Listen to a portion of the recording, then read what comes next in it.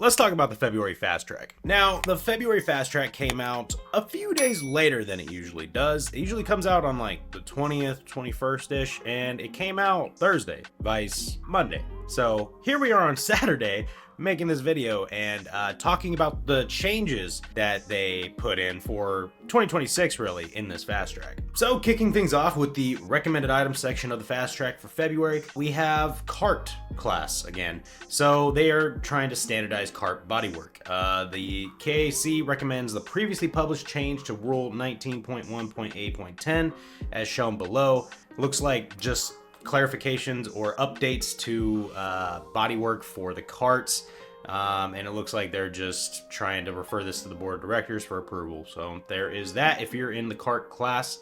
Moving on though to member advisories, we have the SEDiv SDAC application. The SEB has approved the addition of Ray Brake, what a last name that is, to the SDAC for the SE division. So congrats there to Ray Brake. Next up in member advisories, we have street category with a few thank you for your letters. So it's looking like they're just clarifying what these letters put in. Street touring category, there is another thank you for your input. They are just clarifying what the person had asked, really. Now moving into change proposals. This is a huge one, and this is probably, this was being talked about, I saw on the Facebook page and also probably in Reddit as well, is in street category, Sunrise on E Street. The SAC is seeking member feedback on the following changes to Appendix A, effective January 1st, 2026. So here we go. C Street, they are taking away the BMW Z4s. They are taking away the Mazda MX-5s, it looks like all of them up to 2015. They're also taking away the RX-8, the 350Z Nismo from Nissan, Pontiac Solstice. For Porsche, they are putting in the Boxster S. For the 986 chassis, I guess not all, but just the 986 chassis up to 2004. They are taking away the Saturn Sky. They are also taking away from D Street the Scion FRS, the Subaru BRZ, and the 86. So the triplets, whatever you want to call them. In FS, they are removing the 350Z and 370Z Nissans. And in ES, all that was taken out in those previous classes are going in to E Street, okay? So we now have in E Street the Z4 BMWs, we have the MX-5 Miata up to the 2015, the RX-8s, the 350Z, 370Z Nissans, the Boxsters, the 986 chassis, and non-S's are now in E Street. Pontiac Solstice, and we also have the triplets, the twins, whatever you want to call them for the first gen. They are all now in E Street. So if you guys thought that the street touring classes getting reworked in a major way was shaking things up, I think that this is going to shake things up a lot more.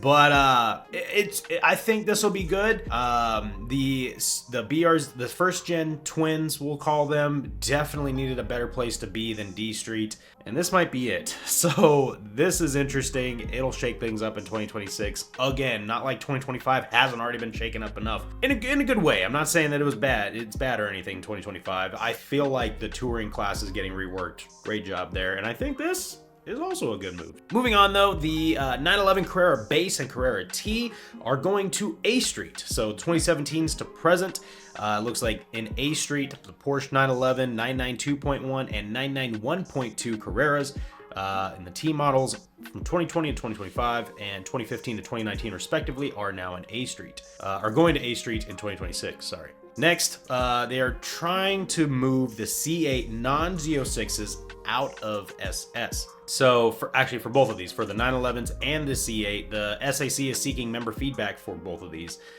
where the change would be in 2026. So the prospective change for the C8s are that the Stingrays will move from SS to AS. Next up, street touring category, with the Nero EV to STH. The STAC is requesting member feedback for the following potential addition to Appendix A, GST, the Kia Niro, including the EV. Also, we have a 2.5 4-liter Cayman Boxster 718 GTS in SST.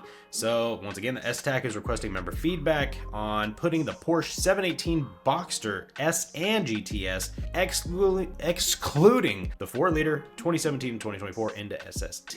And next up, we have proposal to change 14.2.f for street touring.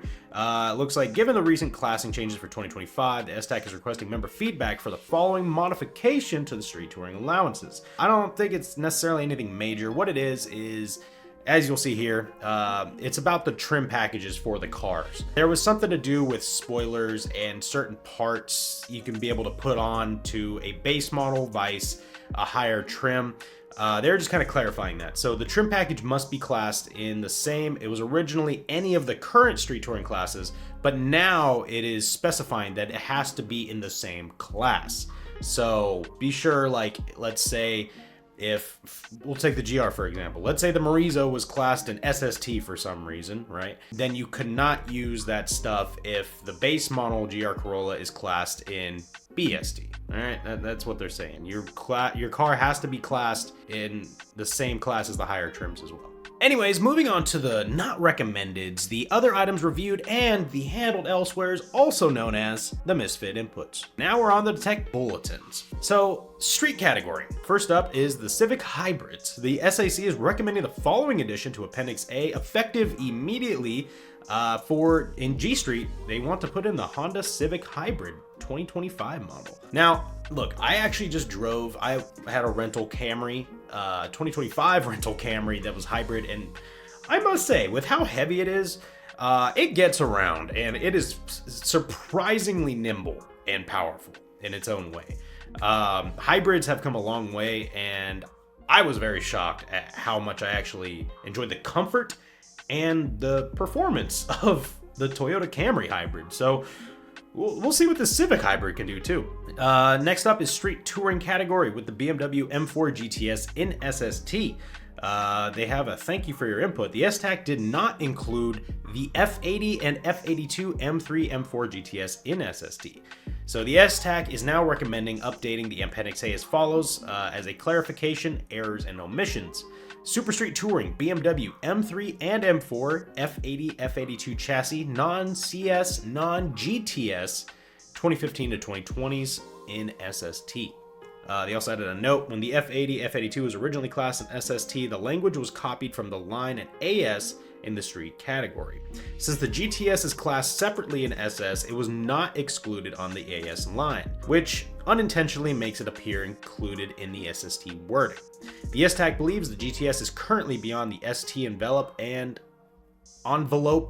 did not intend for it to be included in SST. So, good clarification there. And lastly for this fast track is a clarification on suspension mounting for strut bars. The STAC recommends making the following updates to section 14 to use definitions provided in section 12. So they want to essentially, it looks like they're revising certain portions of the rules, or of that rule. So here it says lower suspension braces must be attached to the lower suspension mount, not the pickup point locations on the chassis. They also changed the upper arms may be removed, replaced, or modified, and the upper suspension mounts, not the pickup points on the rear axle housing, may be relocated. Additionally, the STAC recommends making the following modification to the definition of suspension mount in section 12. Suspension mount, components to which individual suspension components attach and which are rigidly attached to the chassis via non-permanent means, with the exception of integral bushings, bearings.